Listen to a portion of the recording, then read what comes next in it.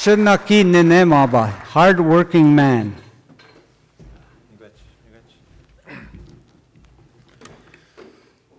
Well, good morning, everybody. When I'm new with the Environment Office, and when I took this position, they assured me that there'd be no public speaking. It's just an administrator position, they said. It'll be fine. Thank you for that lovely introduction, Chris. So I'm a member of NAWASH, and what I do at the office is I define myself as an administrator for the Saugeen Ojibway Nation Environment Office. I'm a bureaucrat. I'm careful to remind myself and the staff in the office of that all the time, that we're not decision makers. We don't create the policies. We try to enact the policies that are given to us by the Joint Council of our communities. So I'm not going to really give you an academic presentation. This is more of a ground floor explanation of how we actually operate in the SON Environment Office. In the way that we work with consent and work towards consent in a practical way. We've heard from a really wonderful array of speakers here yesterday, and I'd like to thank you all for coming. I know I haven't had the opportunity to be in front of you just yet, but we're really grateful, sincerely grateful that everybody is here. This is our first conference of this kind, and we were frankly a little bit nervous about pulling it off, but I think April has done a masterful job, and I hope you're all enjoying it. So my thanks to April and to the rest of the team that pulled this together. My part was actually very small. Hopefully my observations about how the SON Environment Office addresses free, prior, and informed consent will at least be somewhat informational or illuminating to you. Our daily operations, I think, at least put some meat on the theoretical bones of FPIC. Now, SON, there's our map. The Saugeen Ojibway Nation is actually made up of the Saugeen First Nation and the Chippewas of Nawash unceded First Nation. Now, historically, we were a nation of one people occupying all that territory, the exclusive occupants of that territory, our traditional territory. And that's a vast territory in which we still retain our treaty rights and our Indigenous rights, and we protect those rights vigorously and our interests. Now, what our office does is we're the technical arm of the Saugeen Ojibway Nation. We're, in effect, the bureaucracy. We are the point, generally, of first contact for most proponents who are considering activity in our traditional territory, and we conduct the bulk of the consultation that takes place. We're a small office. We're chronically under-resourced, as most offices in First Nations are, but we're also diligent. We have an amazing array of talent in such a small office, and most importantly, we've developed processes in our work that help us punch above our weight, if you will. There'll be more on that later, so that'll be the meat, I guess, of what I'm getting to. In a more general sense, because our mandate is to advance SON's rights and interests, we also deal with assorted issues that are of concern to SON as a nation, in contrast to, say, local municipal issues that are particular to each community. So I want to talk first about what consent means to SON. And I'm going to start that with a bit of an anecdote. I did my first career in computer science in Toronto. I was pretty good at it, and I never really felt in, though. I felt like I thought different. I felt like an iconoclast in that environment. And it was kind of a lonesome feeling, and I always thought I was fairly unique and individual. And then because I wanted to do something more for my community, as Chris was saying, I left all that. I left the computer science gig, and I went back to school. I studied law, and I'm a lawyer now. And I began the process while studying of repatriating myself back into the community, which is not something that happens, I think, as often as we would like. Most of us go away and we stay away, and that's unfortunate. But I've been trying to come home, and it's a bit of an effort to work yourself back into a community. And what I realized as I came home with more maturity and with more experience under my belt is that I'm not actually that unique. I'm not actually that much of an iconoclast or an original thinker.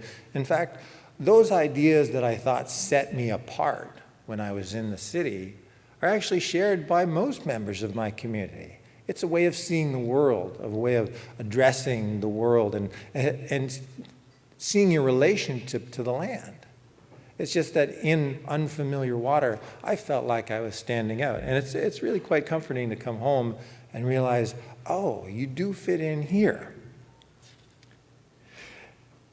And that's the important part.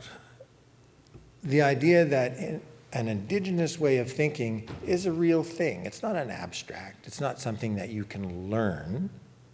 It exists in us. It's bred in us. It's in our bones and it's in our blood. It's in the way we interact with each other, in the way we interact with the land and the water, and in those relationships that we form. I don't think you can really excise it from yourself. You might ignore it for a while, but you can't take it out. And neither do I believe it can be simulated. And that's important because in the Environment Office, where we conduct our work, there are a lot of unstated principles that govern the work that we do. And this Indigenous worldview, the Anishinaabe worldview, underlies a lot of that. And it's unstated, and we don't talk about it. But sometimes, just sometimes, we sit down and say, this is the way we think, right? And we understand that, in fact, we're all on the same page. And that's really important because oftentimes, when we're dealing with proponents, it's hard to project that Indigenous worldview or to make that Indigenous worldview be understood in a way that allows our interests to come to the center of the table. And that's always the hardest part in any discussion of reconciliation or of working towards a common goal, is how do you align two often very distinct and opposed worldviews. Indigenous ways of knowing, as you've heard them described here in the last couple of days, shape what consent means to us, to Saugeen. And for us, consent has many facets, has many ways of feeling and understanding it. The foremost, for me, is the traditional, cultural, and legal facet of consent. For Anishinaabe people, these ideas of culture and legality are often interchangeable, as our traditional legal principles are braided into our cultural expressions. Ceremony is important, not just to be picturesquely traditional, but because ceremony is required to fulfill our obligations to the land and to the spirits that live in the land, on the land and in the water. In the context of the Environment Office, we're talking about consent regarding issues with an environmental component most of the time. The Saugeen itself has a relationship with the land and the water that's of paramount importance, and that is absolutely the first thing on any discussion that we have with a proponent. We have a relationship of respect and gratitude for the land and the water and all things that live there, and this, I think, has become something of a cliche. And I want to push back against the idea that it is a cliche, because it's not. It really is something that is integral to being an Anishinaabe person. It's inside us. And even when we don't address it explicitly, it exists within us and guides us. The relationship with the land is important because when we talk about giving our consent to some activity, what we really mean is that we're giving consent to do something to the land, to the water, to the species that rely on both of those environments. A good relationship with the land that we develop as Indigenous people is thus a precondition for providing any kind of valid consent. In Western law, which we also address. Consent has this environmental facet in all the work that we do. We're aware of Western law, and so we insist on sound and enforceable environmental agreements to be part of every project that we are involved in, for largely the same reasons that we honor and observe our traditional legal order. To satisfy SON,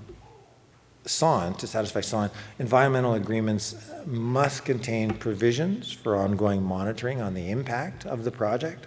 So we don't provide consent and then step away from anything. When we agree to a project, we agree to it on the ground that we can come back and we can look at it again and we can reassess it, because impacts change over time. Cumulative impacts are very important to us, because many things might have a small impact alone, but add them together and that impact becomes large. And so we require the ability to come back and monitor projects that have already been granted consent. We believe strongly in the precautionary principle, which requires that where the impact of something is unknown, that precautions be put in place before that activity is started, or even that activity should be constrained, it should be restricted.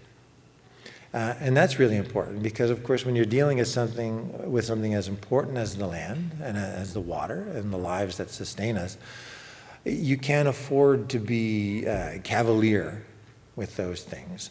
The precautionary principle is something that underlies all life and sustains all life. And so that's important to us, and we try to work that into all the agreements that we do as well.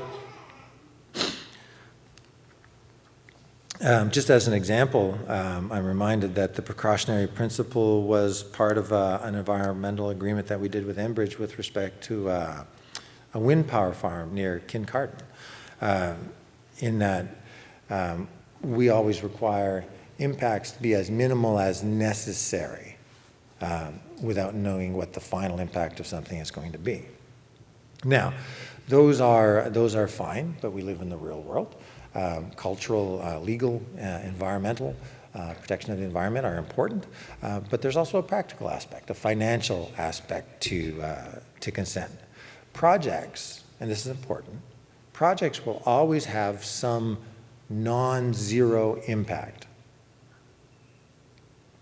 And so that means a project must always be monitored in some reasonable interval for changes to that ongoing impact, that non-zero impact. And that's an expense that SON, frankly, can't afford. I mean, if we look at the size of the territory and we consider all of the projects that might take place in there and the varied complexity of those projects, we would quickly impoverish ourselves if we tried to personally bear the cost of all that consultation and monitoring that would have to take place. And so prior to a consent being offered, we would ask for some level of funding to conduct that ongoing monitoring, to conduct, in a preliminary sense, the assessment of the project itself before it even got off the ground, just so that we could know that we were observing the precautionary principle. We were limiting the impacts to as low as reasonably possible.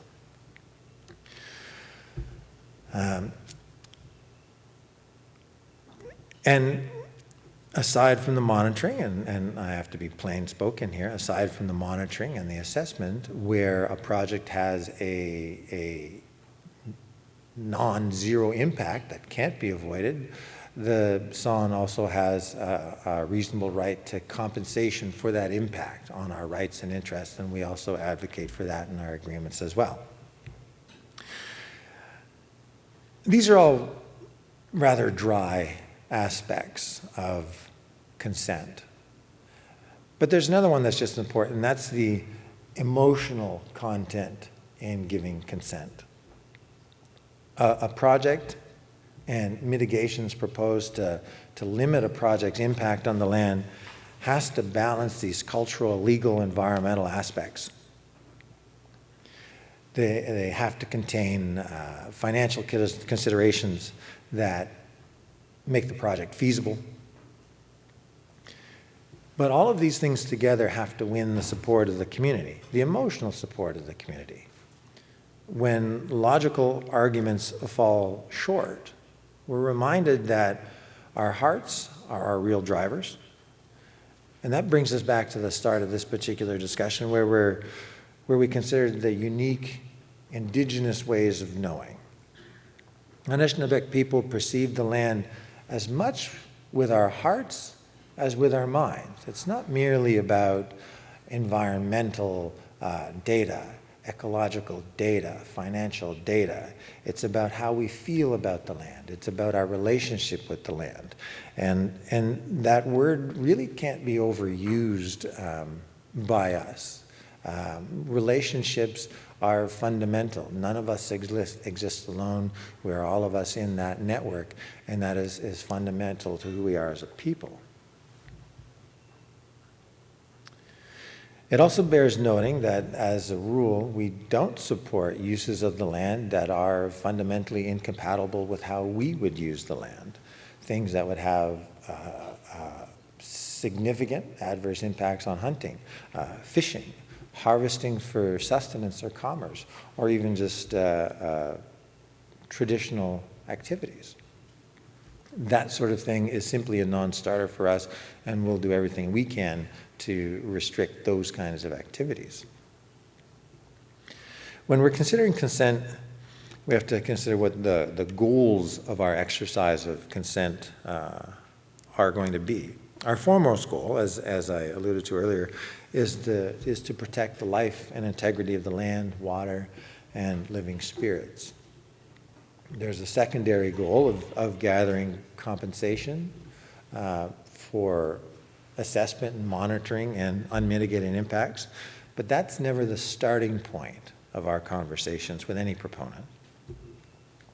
What we can begin to see from this discussion is that Saugeen's worldview, how we perceive consent, can shape our goals as much as our goals shape how we perceive consent. There's a circular, iterative character to these ideas that is then reflected in our consultation process.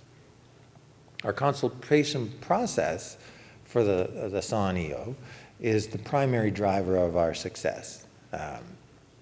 As we're fond of saying, if the process is good, then the outcome of the process will also be good. By maintaining a well-defined process with descriptive stages, the Environment Office is able to more successfully satisfy the community's needs internally and the proponent's needs externally. Our community wants to be formed of proposals that come before us and the impacts of those proposals, and external proponents desire predictability. Importantly, throughout our consultation process, we do our best to keep the community updated, and when necessary, we'll conduct the community directly through working groups, town halls, and sometimes referendums. And if reasonable objections arise in our interaction with the community, our discussions with the community, the process pauses until we can address those in a meaningful way. So the community lies at the heart of our process. The community is not literally in the room at every single step of the process, but the community is at the heart of it, and that's who we work for. So here's how the Saugeen process works. This is it. This is the recipe for success. Ideally, the Crown notifies us of a proposal and notifies the proponent of their obligation to consult. In a practical sense, we actually hear of projects in many different ways. Oftentimes it's by tips. We get tips from people, from the public, from members who see something that concerns them, and they call us up and they say, hey, did you know that there was something happening? Again, we're a small office. We have a limited number of resources, and we do our best to cover the ground, but we actually do rely a lot on the public just letting us know what's of concern. And so we get a lot of calls like that. People, not only Indigenous people, but just people in the territory know that these things are important to us, and they reach out to us. Now, gratifyingly now, because our process has been reasonably successful, a lot of proponents actually reach out to us directly now. They know how the process works, it's predictable for them, and they like that predictability, as any business does. That success with proponents is a direct result of us offering a reasonable way for them to satisfy the duty to consult. The duty to consult has been, some years in the making, in the definition. It's been clarified, not only by courts, but by the kind of operations in our office where we show to proponents how simple it is to reasonably go through these steps, have these dialogues, and come to an agreement. We've built trust, I believe, within our territory among proponents who are looking for the kind of reasonable predictability that allows reasonable business decisions. And to be honest, sometimes that decision, after consultation with us, is not to continue with a project because it's simply not going to be cost effective after the cost of assessment and monitoring and mitigation is taken into account. And that's okay. Projects that aren't cost effective probably shouldn't be pushed forward on the backs of SON membership or impact on our rights and interests.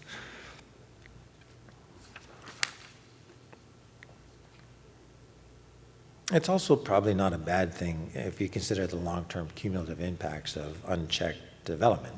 Perhaps that's an aside conversation. Now, after being notified of a project, the Environment Office, within the office, we make a high-level determination of the potential impact to our rights and interests. We then brief our councils on the proposal, and if it's a large impact, we'll also let the community know that something's been proposed and we're talking about it with council. At that point, the office, along with our political representatives, will meet with the proponent to scope out the project, to see where they're actually going, get a feel for the size of it. At that point, we can prepare an initial budget and a process that will allow us to, in a fulsome way, assess the impact of the project, impact on our rights and interests, impact on the environment. And that budget is highly contextual. That budget is highly contextual, and it depends almost wholly on the nature of the project and the size of the project. So at this point, we still don't have a menu where we can say, here's what consultation is going to cost. It really depends on what is being proposed. Next step, we meet with the proponent and we negotiate an assessment process. And so that could mean participation in an environmental assessment. It could mean review of an external environmental assessment conducted by the proponent. Typically, it goes that latter way. The proponent conducts an environmental assessment that we then review. So to do that review part, we then employ any necessary specialists that we need. We don't have an unlimited amount of knowledge in-house. We're trying to build that. But we'll hire the people that we need: engineers, archaeologists, hydrologists, ecologists, biologists, fishery specialists. We can engage these people and we've built up a stable of people that we trust and that we've dealt with repeatedly, who will review environmental assessments with us for potential impacts. We just go essentially looking for whatever skill set we don't have in-house and employ that temporarily for the project. Now, if the assessment reveals concerns, then we'll negotiate further assessment requirements and we'll run through that step again. And we'll rinse and repeat this cycle until we're satisfied with the outcome of the assessment. Now, at that point, if the Environment Office and the chiefs and the councils are satisfied, we'll negotiate an environmental agreement guided by the Precautionary Principle again that will typically include some reasonable amount of ongoing monitoring of the project. If the project warrants it, we'll also facilitate from the office negotiations for compensation for those non-zero impacts of the project based on our assessment of harm and the agreed upon accommodations with the proponent. Now, in prior years, these were typically impact benefit agreements. These, I think, have fallen out of favor for good reason more recently. It's actually turned out to be pretty hard to get all of the benefits promised out of an impact benefit agreement. More reliable compensation schemes are preferred now. I prefer direct fixed payments, equity shares, or revenue sharing. All of these things are deterministic ways of receiving compensation from a project. In the end, chiefs and council will ratify this final and sign this final agreement. But if the potential of impact is large, it may warrant something more than simply the chief and council to sign. At that point, we may go to a community meeting or even to a full referendum of the SON membership to ratify the agreement. That's rare, and that's only for the highest level of impact.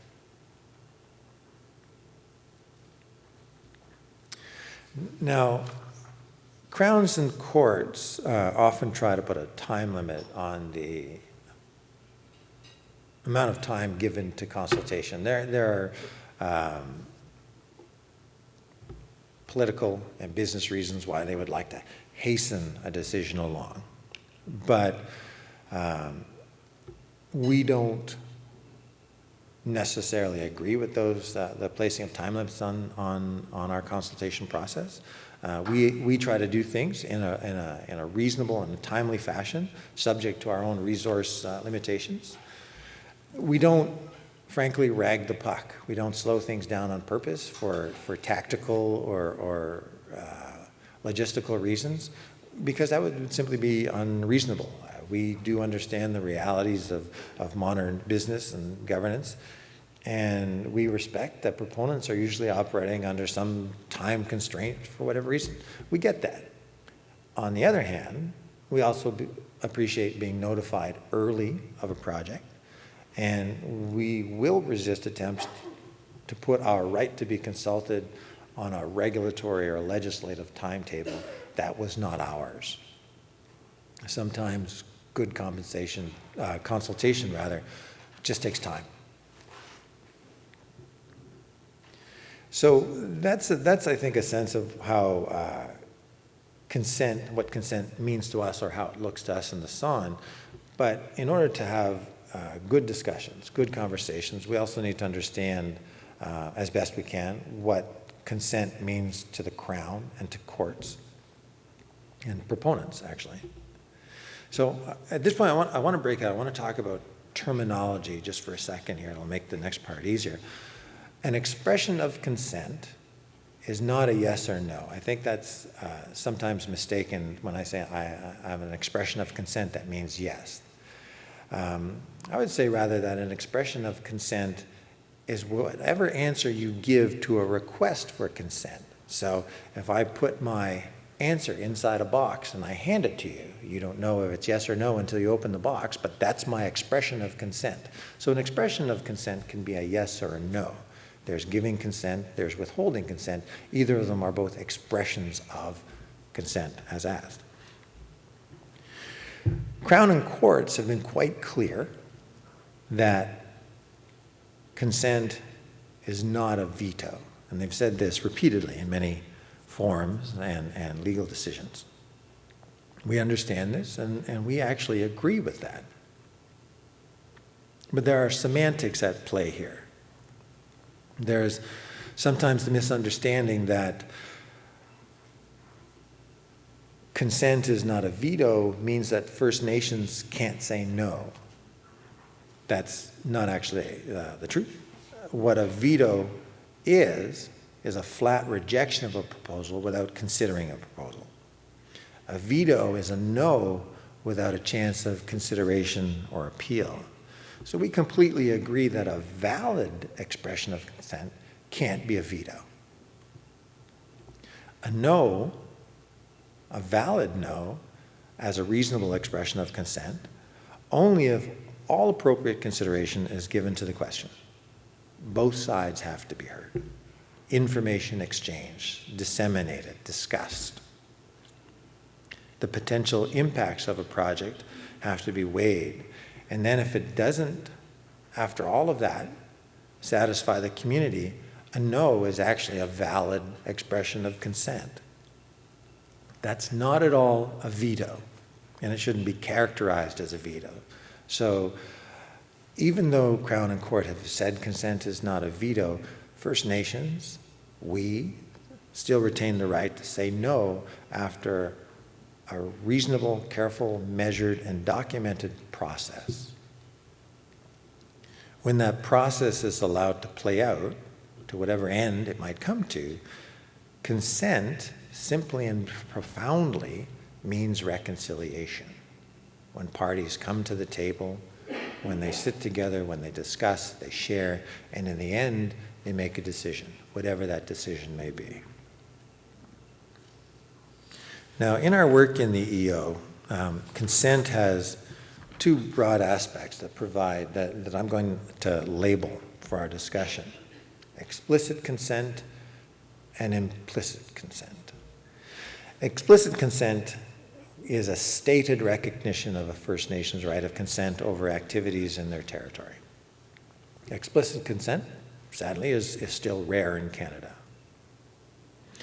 In the Haida case in 2004, the court observed that where the impact of a proposed activity on rights in traditional territory was very great, and the strength of the First Nations claim to that right was very strong, the duty to consult might rise even to the level of requiring consent of the community to proceed. That has never actually been required by a court decision since that idea was floated in that case. And so the legal boundaries of consent are still murky, hence this conference and all the terrific discussion we've been having. We all have a stake in the regime of FPIC. And with this conference, we hope to better define the conditions for and the boundaries of free, prior, and informed consent. We want to answer questions like, under what conditions is FPIC required? Who decides if those conditions have been met?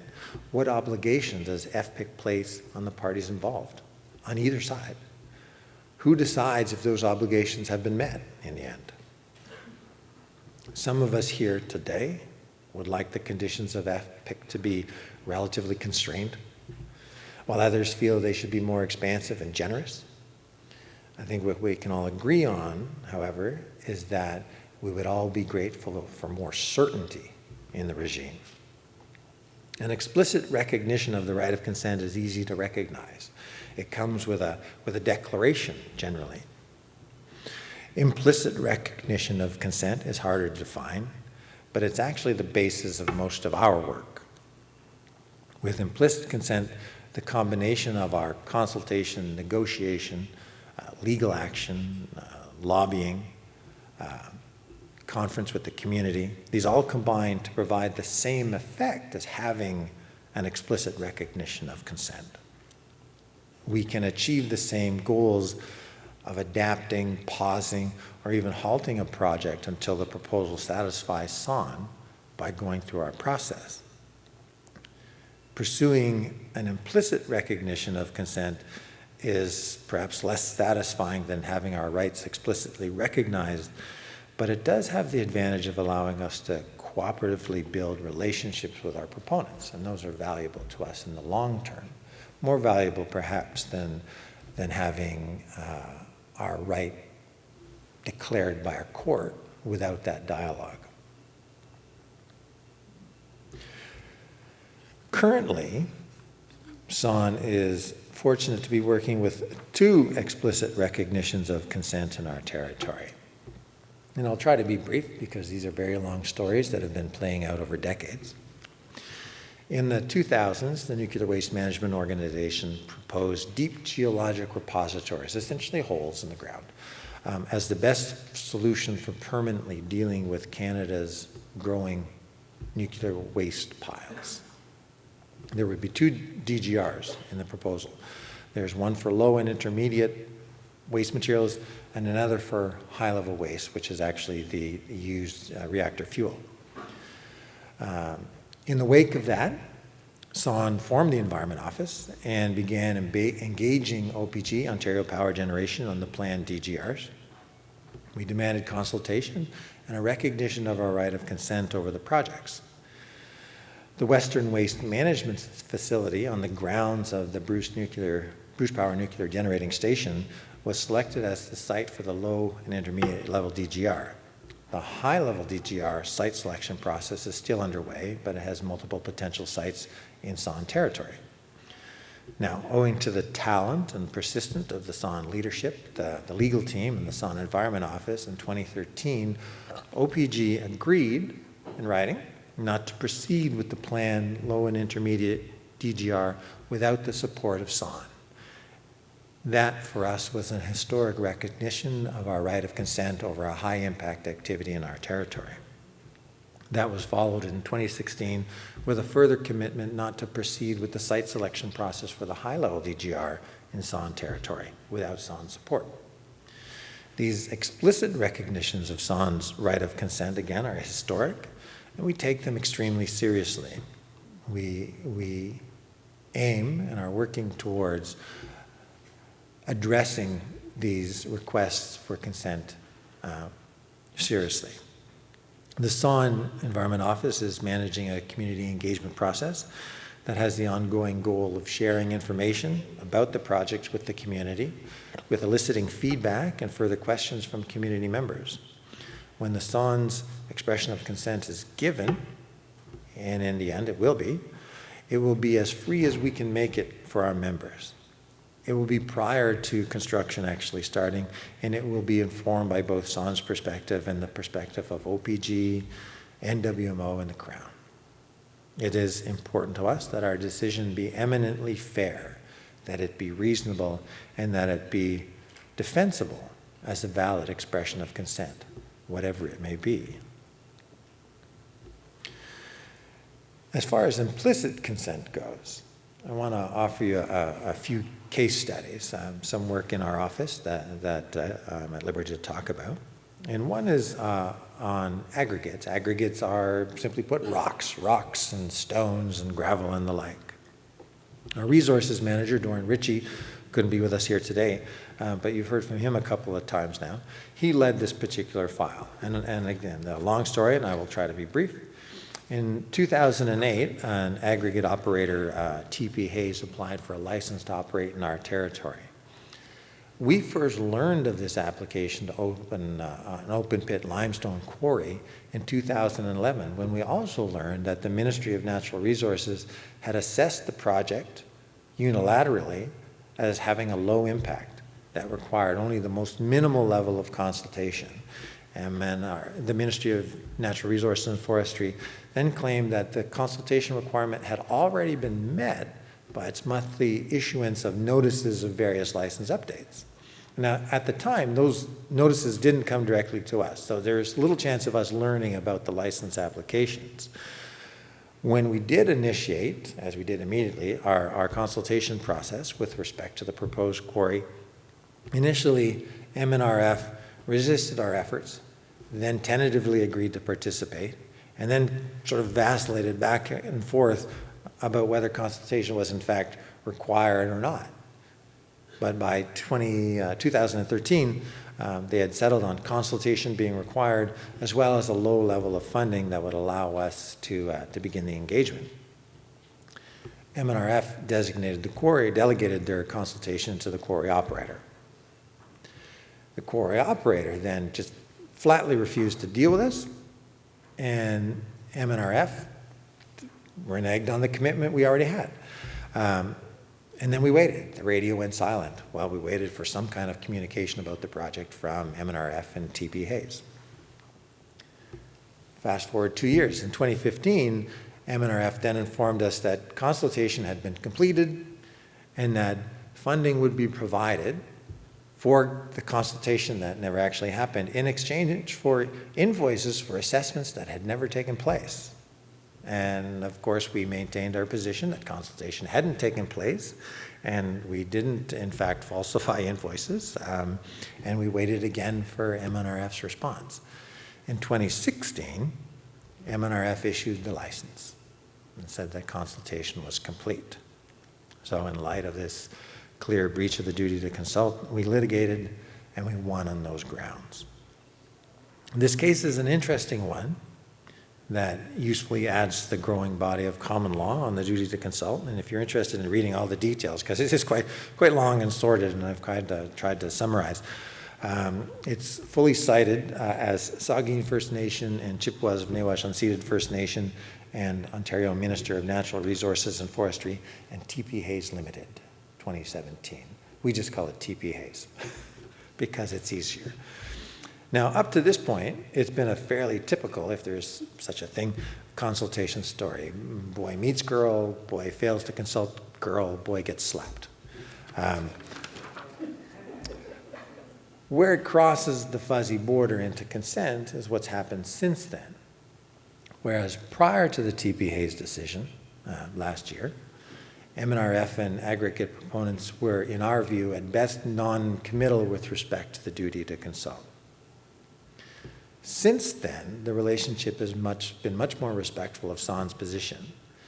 MNRF's, at least de facto policy now, is that no new aggregate license will be issued in our territory until consultation with the SON has been adequately completed. So that's one story I wanted to share with you. I'll tell you another one. And again, this is a summary of a very long and complex series of events. There's the Bruce Power Nuclear Generating Station. The Bruce Power NGS is the largest operating nuclear power plant in the world. We recently worked with Bruce Power as it pursued its new license to continue operations for another 10 years, including a refurbishment of the 8 reactors at the site. Now, I want to be careful about what I say next. It would be an understatement to say that the Bruce Power NGS generates strong emotions in most SON members. But that's understandable. We weren't consulted about the construction of the plant, nor have we greatly participated in the wealth that the station has brought to our traditional territory. We do feel that we've borne a disproportionate share of the risks and impacts created by the station, particularly given its nearness to our fishing waters. And all of these things are being addressed now, we hope. Our conversation with Bruce Power is ongoing and productive, and we're very appreciative of that. But when it came time to reissue Bruce Power's operating license, we intervened loudly and passionately for greater participation in decision-making based on our rights, on our interest, and on our traditional knowledge.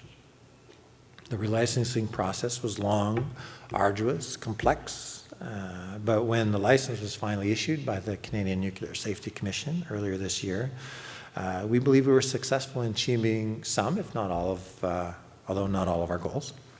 Most important, I think, for our discussion around consent is the requirement at the 5-year midpoint of the license for Bruce Power to deliver an update to the Commission, the CNSC, and the community. At that point, we'll also have another opportunity to intervene if we feel that conditions of the license are not being met or if there is an impact that we feel warrant discussions. So that's my second story. And my third is regarding parks. At the north end of the territory, at the tip of the peninsula, is the Fathom 5 National Park, the Bruce National Park. And these have been parks that we haven't traditionally, I shouldn't say traditionally, it gets confused. These are operations that we haven't been involved in the past. But in recent discussions, we've been able to breach some of those hurdles. We've been able to engage in productive discussions with Parks Canada. And the willingness of the Crown to engage with us about the operations of the parks and their impacts on our territory has led to, we feel, greater decision-making capacity on our part with respect to those operations. So what I'm getting at here is that with extensive consultation, combined with a robust regulatory regime, and the commitment of the Crown and proponents to engage with us we end up with something that looks a lot like consent, or at least helps us reach the same goals. And in this context, the ends are really the justification for the process. We're trying to get to a place where we exercise some amount of determination over what happens in our traditional territory for those pre-stated aims of protecting the land, the water, and the spirits that live in and on them. So while explicit consent is a wonderful thing to get, it's still rare in Canada. It's hard to achieve. And there are other, perhaps more productive and more relationship-building ways at getting to the same goals. Underneath all of our efforts is the community. The community is engaged in a level that is relative to the scale of the issue. Small issues we deal with directly within the Environment Office. We have experience with that. We've already established how those processes work. Larger issues will go to our Joint Council. Larger still issues will spawn the creation of working groups and committees that will look at those issues more in depth. Larger than that, we have community meetings, and that's where our community engagement process comes into full swing. And finally, at the very highest level of impact, we have referendums.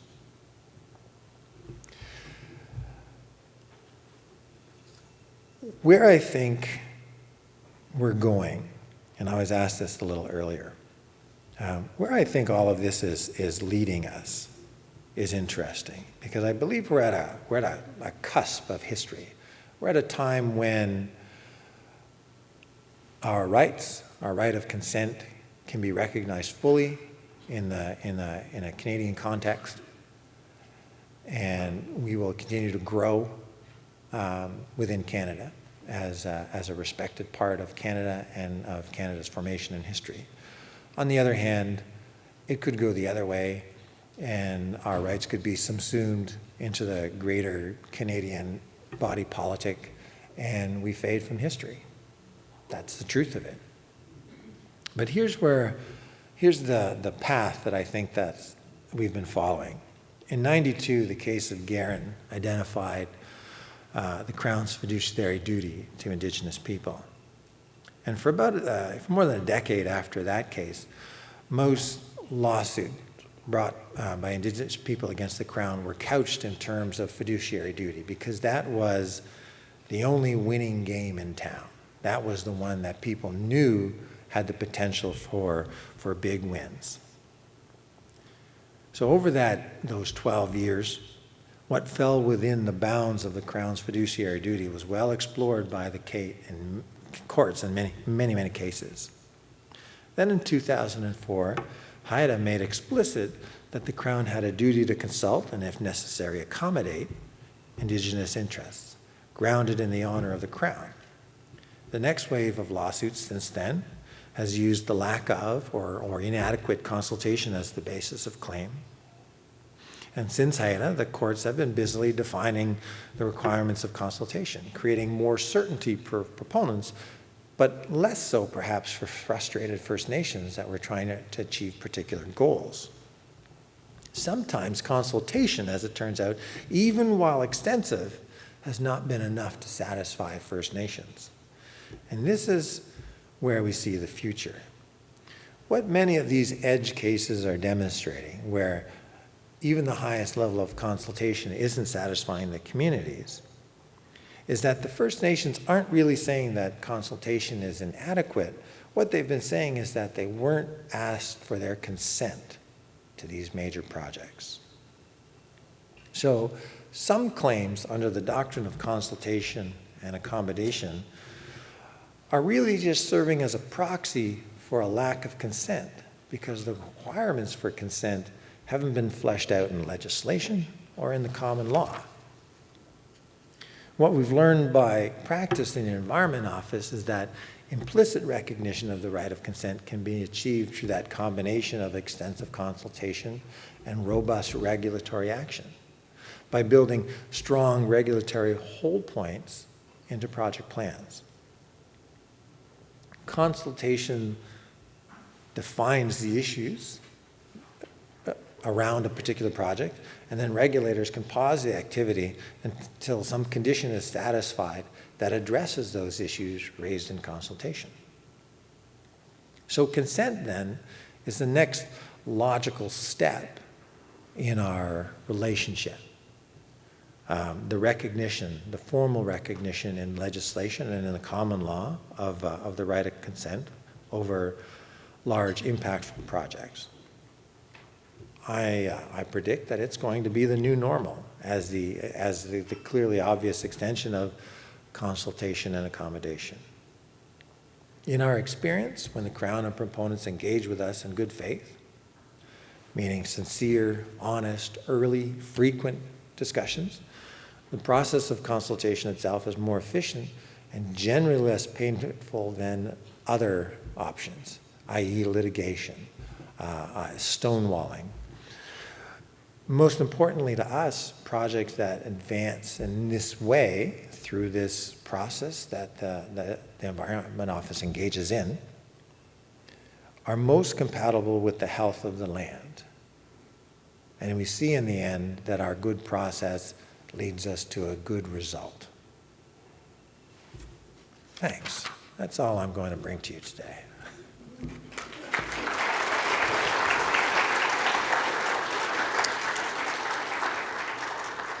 So, where am I on time? You're always on time. I have 15 minutes, right? Yeah. Perfect. I was hoping on the heels of this, because I know some of you have your hair standing on end, and I saw some heads nodding as well, some by agreement and some maybe just by a late night.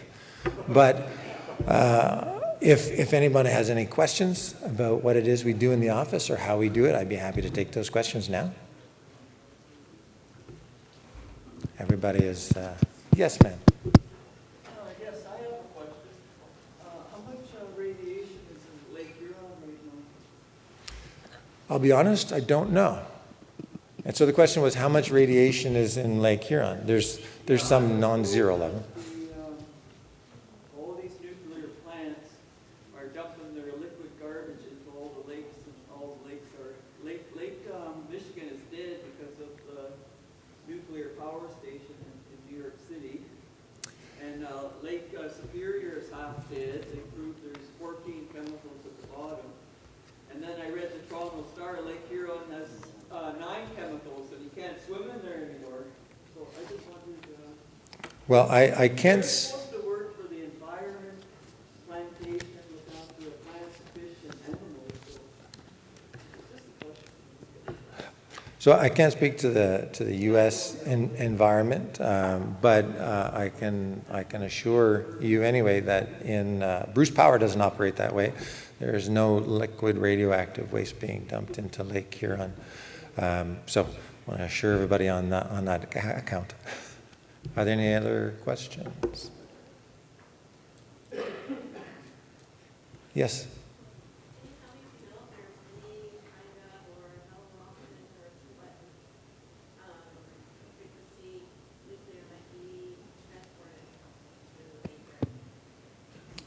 Through Lake Huron or around the region?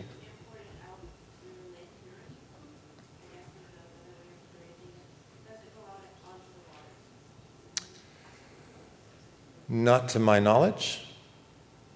It's that particular aspect of it is not my area. So the question was, is nuclear waste or radioactive product transported by water across Lake Huron?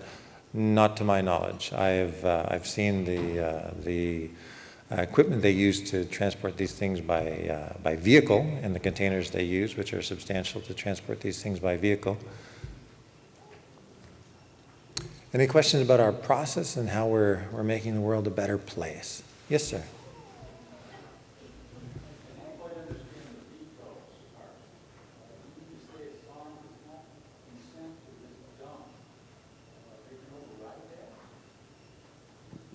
The OPG has given us a written commitment not to continue with the project without SON's support.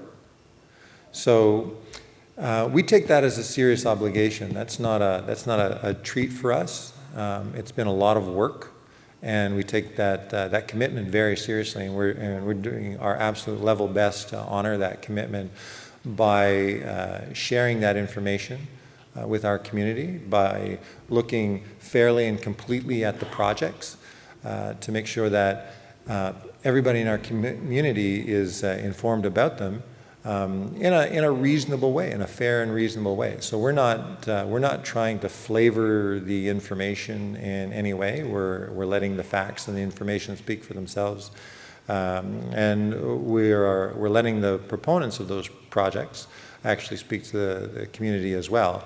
So we broker the communication, but we don't censor it. So at the end of the day, the community will make a decision. And if I'm being frank, that decision may not take the form of a yes or a no. That decision may take the form of a no but, or a yes but, or it may have several different parts and pieces. So OPG has given us that commitment, and we're trying to honor that commitment as best we can. But at the end of the day, I suppose if the community decides that the project isn't compatible with our rights and interests, that will be part of the community's decision. Yeah. Yes, sir.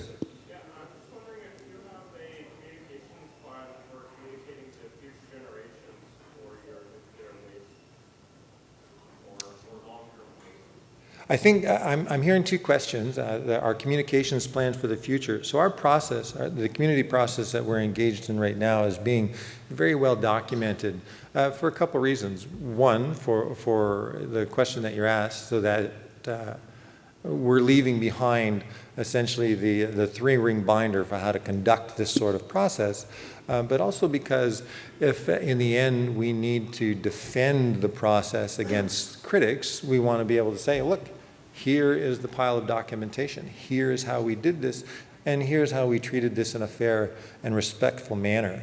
So I'm not trying to be political and disingenuous about this. It is a real concern for us. We do try to be fair, and we are taking it very, very seriously.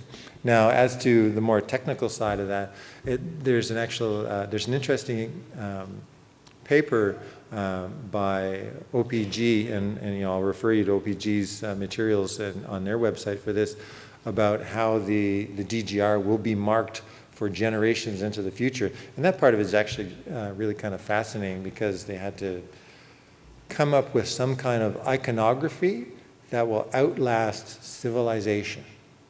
What kind of sign do you put up for 10,000 years in the future when people might not speak English or understand what a skull and crossbones means, because maybe the symbol of that changes meaning over time? It's actually an interesting problem in sort of linguistics. You're welcome.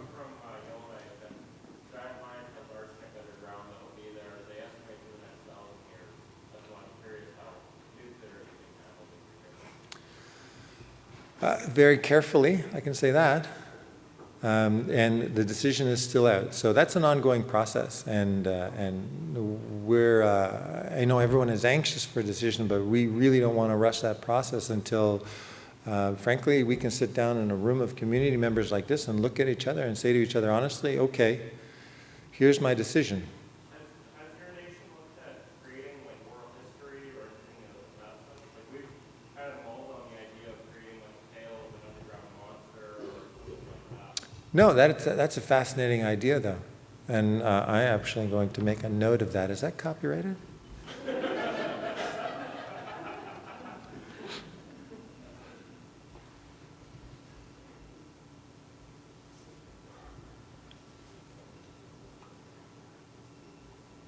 Well, if nobody has anything, oh, was there one? Sorry, I can't see. Oh, hi, Toa, yes. I guess I'm interested in your thought on, I've worked with a number of First Nations, and it appears to me that there's a common story of First Nations who, like yours, have said where you punch above your weight, where there's quite a change that happens in the way that industry and government start dealing with them, and then the resources they have available and internal capacity after they win a court case on inadequate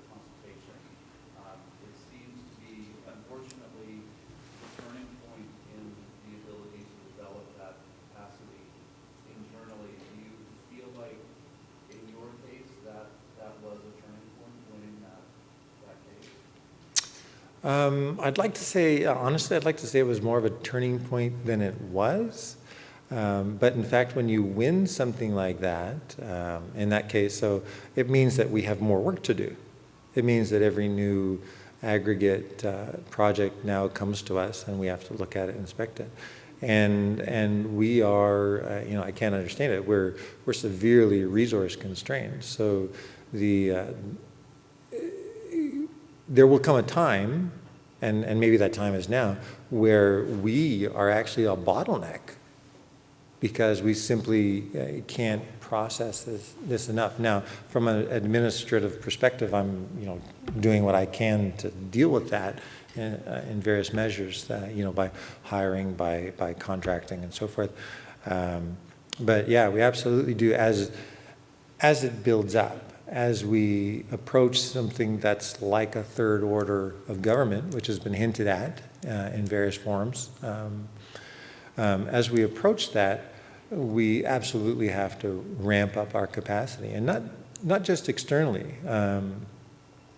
I'm very grateful for the assistance we get from our external specialists, but better for us and better for expression of that Indigenous way of knowing that I spoke about earlier would be for us to develop that technical expertise in-house in our own communities and in our own community members, right? And that's something we advocate and we're working for. But it's, you know, we don't have to go into the litany of social ills to define how difficult that can be.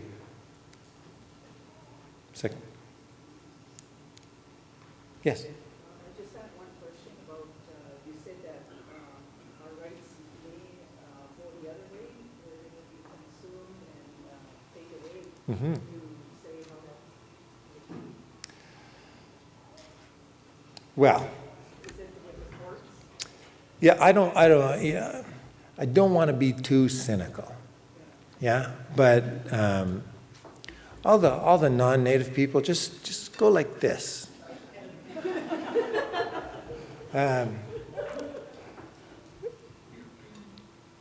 We exist as part of a federation. We exist within the Federation of Canada, and actual sovereignty isn't something that Indigenous people enjoy in Canada.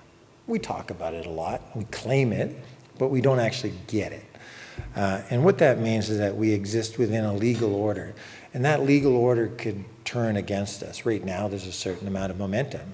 The Supreme Court's been, I would say, generally good to us over the past 20, 30 years. And so that means that we have a certain amount of momentum going into the future right now. And it's incumbent upon us to maintain the conversations we're having now, to come to the table at every opportunity in order to maintain that momentum so that our legal orders continue to be inserted into the Canadian conversation.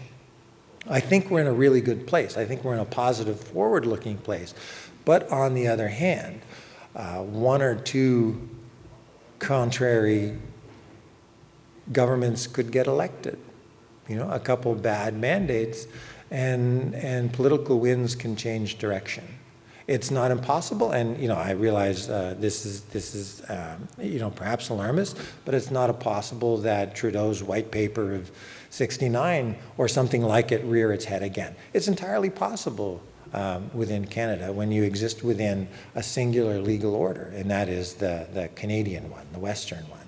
So I think we have a challenge ahead of us to carry this momentum that will allow our own legal orders become part of the process of Canada itself.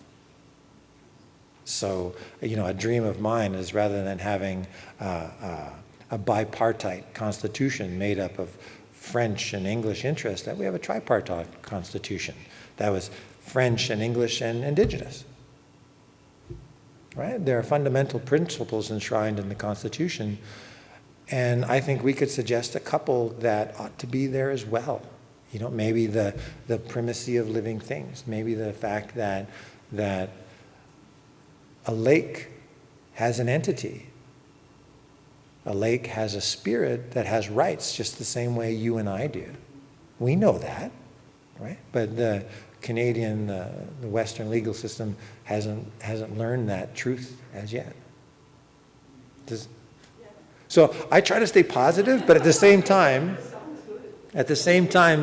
my training says to find all our weaknesses, zero in on the weaknesses, and defend against those. So when I'm tackling a problem, I always look at the weak points first and shore up those parts. And so I see all the dark roads that we could potentially go down, and I'm trying to work against those.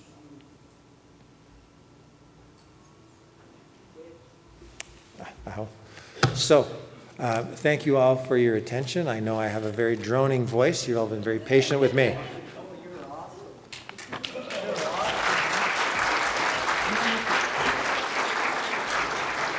So.